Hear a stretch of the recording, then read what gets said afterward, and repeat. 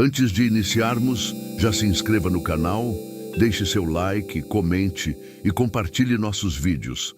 Assim você ajuda o canal a continuar crescendo e chegando a cada dia mais longe. Tenham bons sustos. Meu nome é Sebastião. Tenho 62 anos, 40 deles vividos com o gosto de terra na boca e a umidade entranhada nos ossos. As pessoas acham que o pior do cemitério são os mortos. Estão erradas. O morto é passivo, o morto é silêncio, o morto é o fim de um problema. O pior do cemitério é o que se recusa a morrer. O que vou contar aconteceu na terça-feira passada. Era uma daquelas noites em que a chuva não cai, ela paira. Uma garoa fina, gelada, que transforma o solo argiloso daqui em um sabão preto e traiçoeiro. Eu não devia estar cavando. Não havia óbito registrado na administração, não havia cortejo, não havia família chorando. Mas havia a cova. Eu a cavei nos fundos do setor 4, a parte antiga, onde as raízes das paineiras já estouraram as lápides de mármore e onde ninguém visita ninguém há décadas. Eu cavei porque ele estava lá. Eu o trouxe num saco de aninhagem, amarrado com arame farpado. Pesava. Deus sabe como pesava. Não era o peso de um corpo morto, inerte. Era um peso que se mexia, que contraía, que respirava. Coloquei o lampião de querosene na beira do buraco. A luz amarela tremia, fazendo as sombras das cruzes dançarem como se estivessem tendo convulsões. Joguei o saco lá dentro. O som foi abafado, um baque úmido de carne batendo na lama. Foi então que o saco rasgou. Não foi o arame que cedeu. Foi ele que rasgou, de dentro para fora, com unhas que pareciam garras de cachorro velho. Quando a cabeça saiu, eu senti meu estômago gelar. Não era um monstro, não no sentido que vocês veem em filmes. Era pior. Aquele rosto era o meu. Não o meu rosto de hoje, cansado, cheio de rugas e fuligem. Era o meu rosto de 30 anos atrás. Mas havia algo errado. Os olhos. Os olhos eram pretos, sem a parte branca, brilhantes como piche fresco. E o sorriso era um corte irregular, cheio de dentes que pareciam agulhas sujas. Aquilo era tudo o que eu escondi a vida toda. Todo pensamento ruim que tive enquanto enterrava crianças, toda moeda que roubei de bolsos de defuntos esquecidos, toda inveja, todo ódio silencioso que nutri pelo mundo dos vivos. De alguma forma, naquela noite maldita, tudo isso ganhou carne, ganhou pele e queria viver. Tião. A voz dele era a minha, mas arranhada, como se tivesse engolido cascalho. Você acha que 7 palmos resolvem? A gente é a mesma carne, velho. Ele tentou se levantar. O arame farpado rasgava a pele dele, mas não saía sangue. Saía um líquido grosso, escuro, cheirando a água parada de vaso de flor podre. Fica aí, eu rosnei. Minha voz tremia, mas minhas mãos seguravam a pá com a força do desespero. Eu sou a sua vontade, Tião. Eu sou o que você queria ter feito com aquela viúva em 94. Eu sou o dinheiro que você tirou do caixão do empresário. Me deixa sair e a gente termina o serviço. Eu não esperei ele terminar. Levantei a pá. O metal brilhou na luz fraca do lampião. O som da pá batendo no rosto dele não foi tec. Foi um croque úmido. Ele gritou. Não foi um grito humano. Parecia o som de um porco sendo degolado, misturado com uma risada histérica. Vai doer em você também, ele gargalhou, cuspindo dentes pretos na lama. E doeu. A cada pasada que eu dava na cara dele, eu sentia uma pontada aguda no meu próprio rosto, no mesmo lugar. Meu nariz começou a sangrar sem eu ter tocado nele. Mas eu não parei. Eu não podia parar. Ele tentava escalar as paredes da cova. As unhas dele afundavam na terra molhada, criando sulcos profundos. Ele era rápido, forte como um demônio. Agarrou meu tornozelo. A mão dele era fria, tão fria que queimou minha pele através da bota. Desce aqui, Tião! Vamos dormir juntos! Eu chutei. Chutei com o calcanhar da bota de biqueira de aço, direto nos dedos dele. Ouvi os ossos estalarem. Ele soltou, uivando, e escorregou de volta para o fundo do buraco, caindo de costas na poça de lama e daquele sangue preto. Foi a minha chance. Comecei a jogar a terra. A primeira pasada é sempre a pior. É a que cobre os olhos. Ele não piscou. Ficou me encarando enquanto a terra pesada e úmida caía sobre o rosto dele, cobrindo aquele sorriso maldito. Isso não acaba aqui. A voz dele veio abafada pela terra. Eu sou a semente, Tião. Você tá me plantando. Joguei mais terra, mais rápido. Meus braços ardiam, meu coração parecia que ia explodir. O buraco foi enchendo. Os sons de gritos abafados continuavam. A terra tremia. Borbulhava como se estivesse fervendo. Quando terminei, o montículo de terra se mexia levemente, como um peito respirando. Eu soquei a terra com a pá. Bati, bati e bati, até não ter mais força, até a terra ficar plana e dura. Apaguei o lampião. O silêncio voltou, quebrado apenas pela chuva que apertava. Saí de lá correndo, sem olhar para trás. Hoje, 3 dias depois, ainda sinto o cheiro. Aquele cheiro de água podre. Lavei as mãos com água sanitária, esfreguei com escova de aço até sangrar, mas o cheiro não sai. E o pior não é isso. Esta manhã, quando acordei e fui me barbear, olhei no espelho. Havia terra nos meus dentes, e por uma fração de segundo, meu reflexo não piscou quando eu pisquei. Eu enterrei o meu mal, moço. Mas acho que a terra do cemitério não aceita o que já pertence a ela. Acho que ele está voltando e, dessa vez, ele sabe onde eu moro. Ninguém escolhe ser coveiro porque gosta da morte. A gente escolhe porque precisa do salário e porque o silêncio dos mortos é melhor que o barulho dos vivos. Pelo menos é o que eu dizia a mim mesmo até a noite de 14 de novembro. Meu nome é Antônio. Trabalho no cemitério da Consolação, no turno da noite, há 15 anos. Já vi de tudo. Despacho de macumba em encruzilhada de Alameda, gente transando em cima de túmulo, ladrão roubando dente de ouro de caveira. Isso é o normal. O que vou contar agora não foi normal. Eram 02h40 da manhã. Chovia aquela chuva grossa, pesada, que faz o cemitério virar um pântano de barro vermelho. O portão dos fundos, que dá para a rua de serviço, bateu. Não era para ter enterro àquela hora. A lei não permite. Mas quando o carro preto encostou, não era rabecão. Era uma van de transporte de valores, blindada, pintada de preto fosco. Eu soube que a lei não importava ali. Desceram 2 homens, ternos caros, sapatos italianos enfiados na lama, mas com luvas cirúrgicas nas mãos. Eles não me cumprimentaram. Apenas apontaram para a traseira da van e me deram um envelope.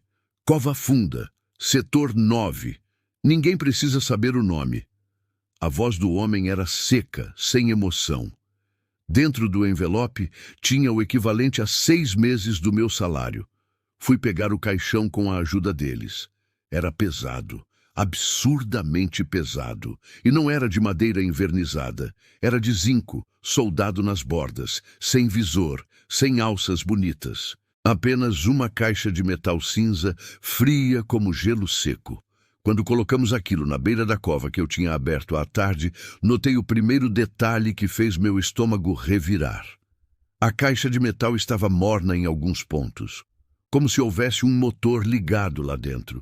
Os homens foram embora assim que o caixão tocou o chão. A van sumiu na chuva e eu fiquei sozinho com aquilo. O protocolo diz que a gente desce o caixão devagar, mas eu queria me livrar daquilo. Passei as cordas por baixo. O metal estalou. Foi aí que eu ouvi. Não foi um grito. Gritos eu já ouvi. Às vezes gases saem das cordas vocais dos mortos e fazem um som parecido com um gemido. A gente acostuma, mas aquilo não era gás, era uma batida, toque, toque, toque, ritmada, inteligente, vinha de dentro do zinco. Parei com a corda na mão, travado. O vento uivava entre as estátuas de anjos, mas o som da batida era claro, metálico, reverberando no meu crânio. Tem alguém aí? Perguntei, me sentindo um idiota. Se tivesse alguém vivo, estaria gritando desesperado. A resposta não veio com palavras, veio com uma vibração. O caixão começou a tremer na lama. O zinco, que era grosso, começou a envergar de dentro para fora, como se algo estivesse empurrando as paredes com uma força hidráulica. Eu deveria ter corrido, mas a curiosidade mórbida, aquela que mata o gato e o coveiro, me fez chegar perto. Encostei o ouvido no metal. O que ouvi não foi pedido de socorro. Ouvi mastigação. Era um som úmido, frenético. Crack, crack, slurp. Como um cachorro quebrando ossos de galinha e engolindo a carne depressa. E por baixo desse som nojento, um sussurro. Uma voz que parecia ser feita de várias vozes sobrepostas de criança, de velho, de mulher. Ainda cabe mais. Ainda cabe mais. De repente, a solda da tampa estalou. Um cheiro escapou dali. Não cheiro de podre, nem de formol. Cheirava a cobre, a sangue fresco misturado com algo doce, enjoativo como mel queimado. Eu recuei, tropeçando nas minhas próprias botas, caindo de bunda na lama. A tampa de zinco levantou uns 3 dedos. Eu vi. Juro por Deus e pela alma da minha mãe. Eu vi. Não saiu uma mão humana. Saiu uma coisa que parecia uma raiz, mas feita de carne. Era vermelha, pulsante, cheia de veias azuis grossas, e na ponta dessa raiz havia um olho. Um olho humano, azul claro, girando, olhando para todos os lados até focar em mim. Aquela coisa no caixão não estava morta. E também não era uma pessoa. Era uma massa, algo que crescia e precisava comer para continuar crescendo. Antônio! A coisa falou. Não tinha boca na raiz, mas a voz surgiu na minha cabeça como se fosse um pensamento intruso. Você está tão cansado, Antônio. Deite aqui um pouco. A tampa levantou mais. Eu vi dentes. Dentes nascendo na borda do metal. Dentes humanos fundidos no zinco, mastigando a própria estrutura do caixão para abrir caminho. O terror tomou conta das minhas pernas. Agarrei a pá, não para lutar, mas para fazer a única coisa que eu sabia fazer. Chutei a lateral do caixão com toda a força que o pavor me deu. O caixão escorregou na lama da borda e caiu no buraco. O baque foi surdo. A tampa se fechou com o impacto. Comecei a jogar terra. Eu nunca cavei tão rápido na vida. Eu jogava a terra molhada, pesada, e ouvia os gritos lá de baixo. Não eram gritos de dor. Eram gritos de raiva. A terra tremia enquanto eu a compactava. O chão ao redor da cova parecia palpitar, como um coração doente. Quando terminei, coloquei a laje de concreto por cima. Eu podia jurar que o concreto racharia, mas aguentou. Fiquei lá na chuva, ofegante, olhando para aquele pedaço de chão perturbado. O silêncio voltou, mas agora o silêncio era pior. Na manhã seguinte pedi demissão. Não toquei no dinheiro do envelope, queimei ele no latão de lixo dos funcionários. Mas tem uma coisa que me impede de dormir até hoje. Antes de eu sair de lá, com o sol nascendo, fui dar uma última olhada na cova do setor 9. A grama ao redor não estava verde. Em poucas horas, toda a vegetação num raio de 2 metros ao redor daquela cova tinha ficado cinza e morrido. E no meio da laje de concreto havia uma pequena fissura. E saindo dela, balançando suavemente com a brisa da manhã, havia uma daquelas raízes de carne vermelha, fina como um fio de cabelo, tateando o ar, procurando algo para comer. Eu fugi, mas às vezes, quando encosto a cabeça no travesseiro e fica muito silêncio, eu sinto um cheiro doce de mel queimado. E tenho medo de abrir os olhos e ver aquela raiz descendo pelo teto do meu quarto. Meu nome é Rogério. Trabalho com a pá na mão há 22 anos no cemitério municipal. Quem é do ramo sabe. A gente perde o medo de fantasma na primeira semana. O medo real é de cova que desmorona em cima da gente, de cortar a mão em alça de caixão enferrujado e pegar tétano, ou do cheiro do chorume que gruda na roupa e não sai nem com reza brava. O que eu vou contar não é história de alma penada voando. É sobre biologia. Uma biologia errada. Aconteceu numa quinta-feira nublada. A ordem de serviço era uma exumação administrativa na quadra 12. É a parte mais antiga do cemitério, perto do muro dos fundos que dá para a mata. A concessão do túmulo tinha vencido há 30 anos, a família sumiu e a prefeitura precisava do espaço. Era para ser fácil. Um corpo enterrado em 1984. Depois de 40 anos, a gente espera encontrar apenas ossos secos, talvez uns pedaços de terno sintético e a madeira podre do caixão. O trabalho é recolher os ossos, colocar no saco, identificar e mandar para o ossário geral. Serviço de 1 hora. Comecei a cavar às 2 da tarde. A terra naquela área é barrenta, pesada. Mas, conforme eu descia, notei algo estranho. A terra estava seca, esturricada como cinza de fogueira, e não havia insetos, nem minhoca, nem tatuzinho de jardim, nem aquelas larvas brancas comuns. Nada. A terra estava morta. Quando a pá bateu na madeira, o som foi oco, alto demais. Limpei a terra de cima. A tampa do caixão estava intacta. Madeira de lei, envernizada, brilhando, como se tivesse sido polida ontem. As alças de bronze não tinham um ponto de zinabre. Aquilo era impossível. A umidade dali destrói tudo em 5 anos. Chamei meu colega, o Bira, que estava fumando perto da árvore. Ele desceu, olhou e fez o sinal da cruz. Rogério, isso aqui está errado. Olha a placa. Limpei a placa de metal. Jonas V, 1984. Estava lá, mas o caixão parecia ter saído da fábrica hoje de manhã. Vamos abrir logo e acabar com isso, eu disse, mais para me convencer do que para ele. Forcei a pá na fresta da tampa. A madeira gemeu. Não havia pregos podres. Eles cederam com um guincho agudo. Levantamos a tampa. O cheiro nos atingiu primeiro.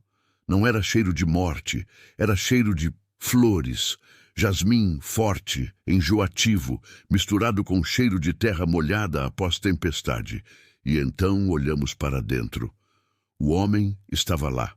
Não havia esqueleto. Ele estava pleno. A pele cor de cera, mas elástica. O terno preto impecável. As mãos cruzadas sobre o peito, mas havia algo grotesco. Ele tinha crescido. O caixão era do tamanho padrão, 1,90 m, mas o corpo lá dentro parecia ter continuado a se desenvolver. Os pés estavam dobrados, quebrados contra a madeira inferior para caber. Os ombros estavam espremidos, curvando a clavícula. E o cabelo e a barba tinham crescido tanto que formavam um ninho cinza ao redor do corpo, preenchendo cada espaço vazio do caixão, como uma lã densa e sufocante. Ele está respirando? Bira sussurrou, a voz falhando. Morto não respira, Bira. Para com isso. É a preservação, saponificação, sei lá.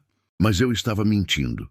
O peito dele não subia e descia, mas a pele parecia pulsar.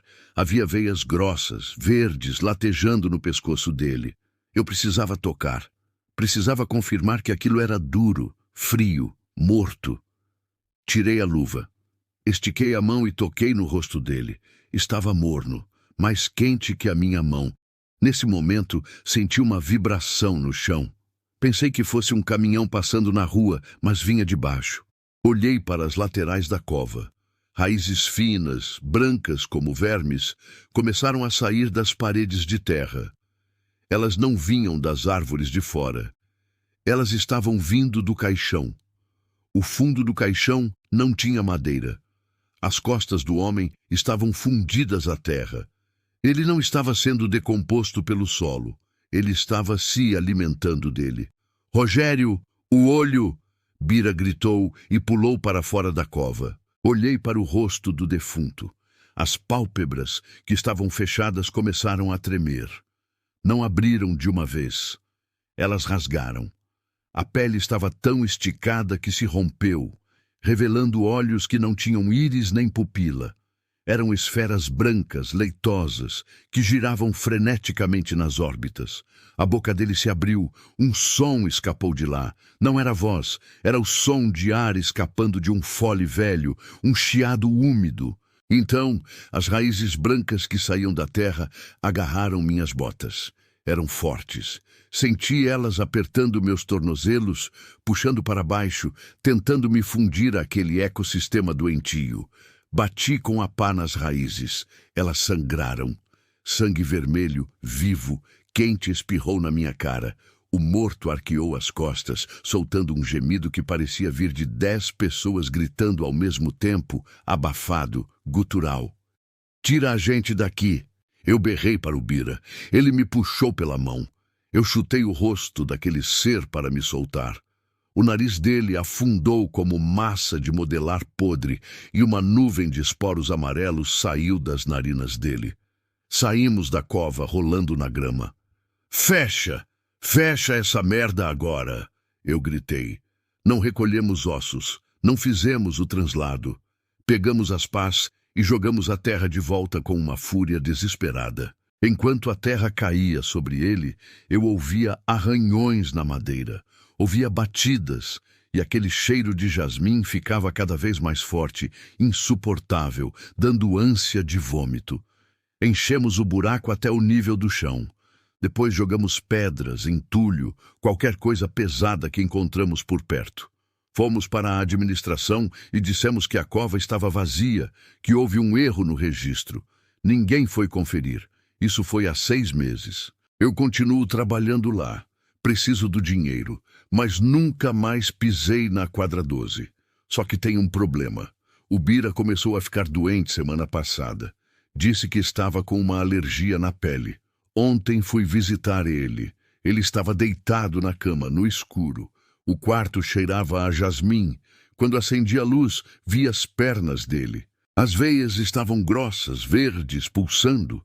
E os dedos dos pés dele estavam se alongando, ficando brancos, se enterrando no colchão como se fossem raízes. Ele olhou para mim com olhos que já estavam ficando leitosos e sussurrou: "A terra é tão doce, Rogério. Você devia provar." Eu saí correndo. E agora, enquanto escrevo isso, sinto uma coceira no meu tornozelo, exatamente onde aquela raiz me agarrou. Olhei agora há pouco. Tem uma mancha verde pequena pulsando no ritmo do meu coração e sinto uma fome que comida nenhuma satisfaz. Apenas uma vontade estranha de deitar na terra fria e dormir. Meu nome é Joaquim, mas aqui dentro, entre os muros de pedra e os ciprestes, sou apenas o Dapá. Trabalho no cemitério municipal há 30 anos. As pessoas acham que o pior do meu trabalho é ver gente morta. Estão enganadas. O morto não reclama, não julga e não sente frio. O pior do meu trabalho é o que os vivos fazem para se livrar deles. Eu já vi de tudo. Despachos em encruzilhadas de túmulos, viúvas que choram no enterro e riem no portão de saída, brigas por herança em cima da cova aberta. Mas nada, absolutamente nada, se compara à noite de 14 de agosto de 2008. Era uma terça-feira de chuva torrencial. Aquele tipo de chuva grossa, gelada, que transforma a terra vermelha daqui num barro pegajoso, pesado como chumbo. O cemitério estava fechado para visitas, os portões acorrentados. Eu estava na casinha das ferramentas, limpando a lama das minhas botas, quando o administrador apareceu. Ele estava pálido, com um envelope pardo na mão. "Joaquim", ele disse, a voz tremendo, "tem um serviço extra, agora. Setor 4, quadra dos indigentes. O setor 4 é o fundo do poço. É onde a terra é mais ácida, onde a grama não cresce." Eu estranhei. "Enterro à noite, sem velório?" "É irregular, chefe", resmunguei. Ele jogou o envelope na mesa. Estava estufado de notas. "Não faça perguntas. O caixão já está lá. Só cubra. Rápido. Dinheiro compra silêncio e eu tinha dívidas. Peguei minha pá, vesti a capa de chuva amarela que cheirava a mofo e fui. A escuridão era total, quebrada apenas pelos relâmpagos que iluminavam as cruzes de concreto como dentes podres saindo da terra. Quando cheguei à cova, o caixão já estava no fundo. Não era um caixão de indigente. Era madeira nobre, mogno envernizado, com alças douradas que brilhavam obscenamente na lama do buraco. Quem quer que estivesse ali não pertencia ao setor 4. Comecei o trabalho. O som da terra molhada batendo na madeira é algo que fica gravado na sua espinha. Plof, plof, plof. É um som final, definitivo. Eu já tinha coberto metade do caixão, a lama chegando na altura do que seria o peito do defunto quando eu ouvi. Não foi um grito. Gritos precisam de ar. Foi uma batida, abafada, seca. Toque. Parei. A chuva batia forte no meu capuz. É a madeira estalando com o peso da terra, pensei. É comum. A física explica. Voltei a jogar terra. Toque, toque, toque. Dessa vez foi rítmico, intencional. O sangue gelou nas minhas veias de uma forma que o frio da chuva nunca conseguiria fazer. Eu olhei para o buraco negro. A terra cobria quase tudo. Só restava a parte superior da tampa visível. Tem alguém aí? Perguntei, me sentindo um idiota por falar com a cova. Silêncio. Apenas o vento uivando. Eu segurei a pá, pronto para ir embora. O dinheiro estava no bolso. O chefe mandou cobrir. Se eu abrisse aquilo, perderia o emprego. Talvez fosse preso. É a madeira, repeti para mim mesmo. Então, um som novo surgiu. Não era uma batida, era o som de unhas. Um arranhar frenético, desesperado, vindo de dentro da tampa. Skrrrit, skrrrit, como um rato tentando roer uma parede, mas muito mais alto, muito mais violento. Eu não sou um herói, mas sou um homem que teme a Deus. Pulei dentro da cova. A lama bateu nos meus joelhos, me sugando. Comecei a cavar com as mãos, jogando o barro pesado para trás, gritando, chorando sem perceber.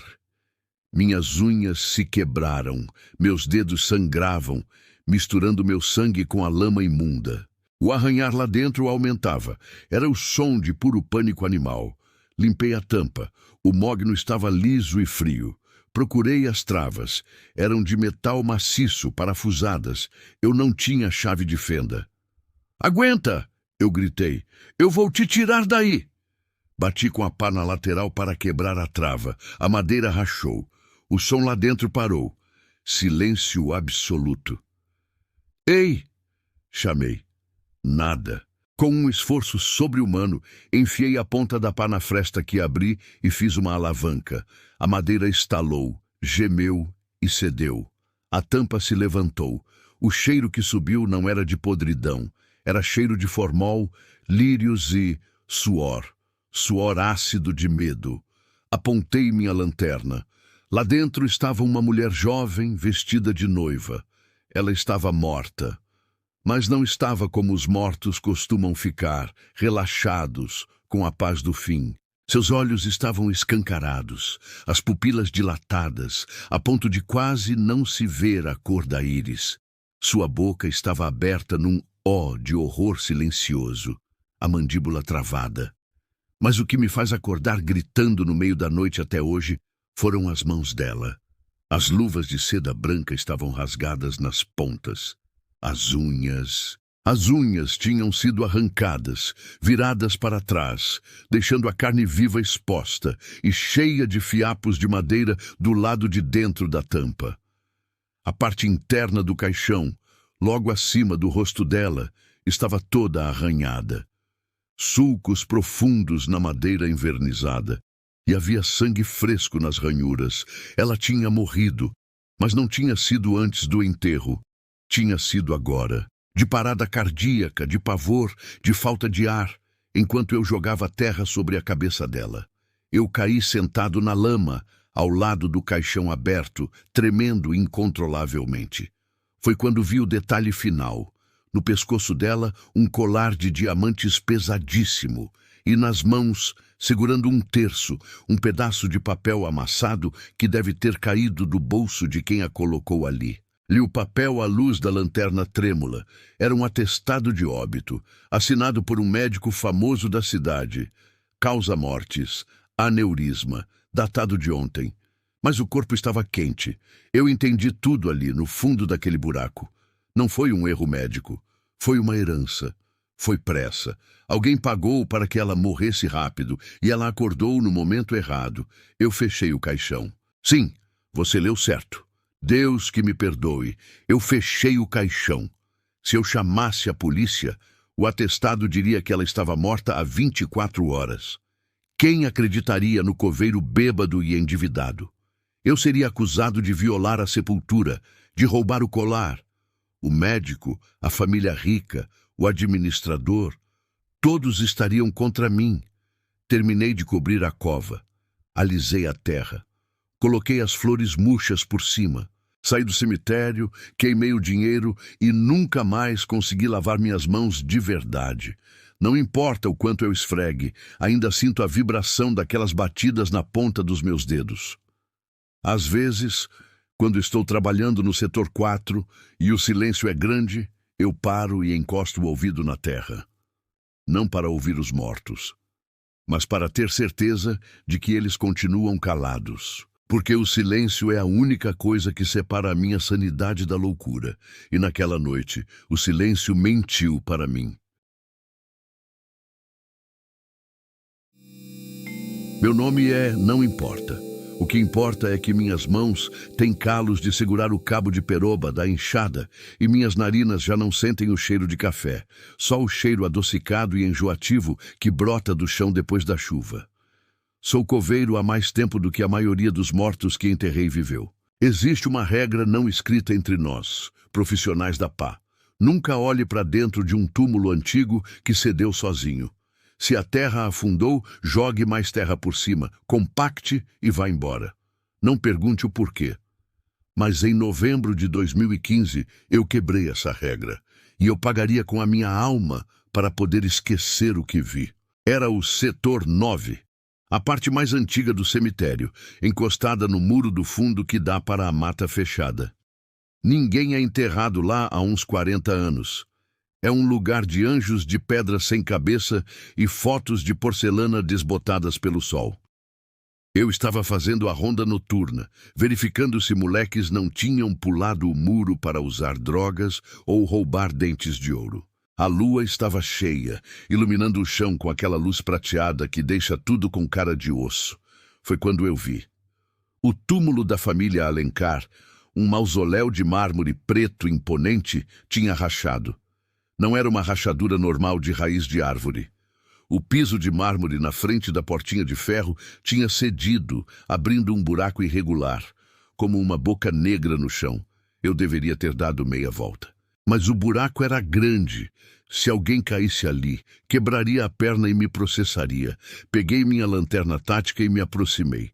O cheiro que subiu dali não era o cheiro comum de decomposição, aquele cheiro de gás e química. Era um cheiro de ninho, cheiro de animal molhado, de pelo sujo, misturado com algo férreo, como sangue velho e seco. Apontei a luz para baixo. O buraco tinha uns 2 metros de profundidade. Tinha engolido a terra e quebrado a laje de uma das carneiras, as gavetas onde ficam os caixões subterrâneas. O caixão lá embaixo estava destroçado. A madeira podre tinha explodido para fora. "Tem alguém aí?" perguntei, minha voz morrendo no silêncio da neblina. Desci o facho de luz, e foi aí que meu estômago deu um nó. O caixão não tinha sido esmagado pelo peso da terra. Ele tinha sido aberto por baixo. O fundo do caixão estava arrebentado, com as ripas de madeira apontando para cima, como se algo tivesse cavado do centro da terra para entrar na caixa. E o esqueleto, o que restava dele, não estava na posição de descanso.